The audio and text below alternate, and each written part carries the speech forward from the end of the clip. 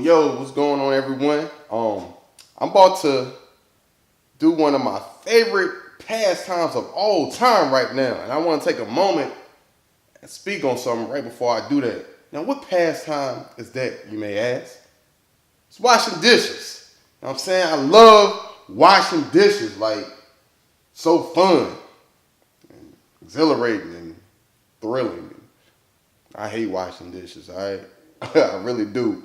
But so let me talk about what I was gonna talk about. Keep it brief, at least try to. So I posted something on Instagram today. I posted a picture, and usually I just take pictures of anything I can just to practice. I just want to get better at taking photos, and I was out there at Freedom Park. So I take pictures of people, nature, anything, right? So I'm out there at Freedom Park. So if you're from Charlotte, you may be familiar with Freedom Park. It's just a nice park. So they have this thing, I guess it's like a bike station where you can rent like a bike to just ride around the park or something. I'm not sure how much it costs. So I went there, I just took a picture of it. It's like a B right there with the little station and it has like Freedom Park underneath it.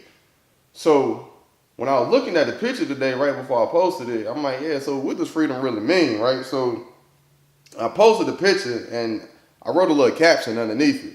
So I said, I've always desired freedom, but what's the price of it? Does that price include bloodshed, money, sacrifice, etc.? I mean, what is freedom? What's your definition of freedom? Does your idea of freedom oppose society's definition? So with that being said, I mean, what is freedom to you all? I guess if I was to think of a definition, like a very simplistic definition of freedom, I would say just being able to do what I want when I want to.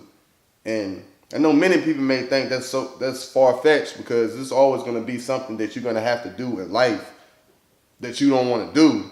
Like, and that's true. That's true. Like just for example, like if your relative or friend, family, significant other, spouse or something have some type of engagement, appointment or whatever that you rather not go to, but you still go to it because you want to be supportive. You have the freedom to not go there. I mean, you still have that choice as a freedom, right? So you still free to do whatever. But let's flip it to like a job though. So many people hate their jobs, right?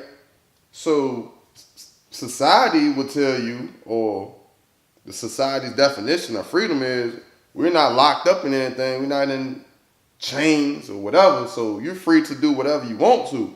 But are you really? Right? So many people hate going to their jobs every single day. They hate their job. They're miserable. You're free to leave your job. But what if you don't have a different source of income that would provide you with money or income to pay your bills?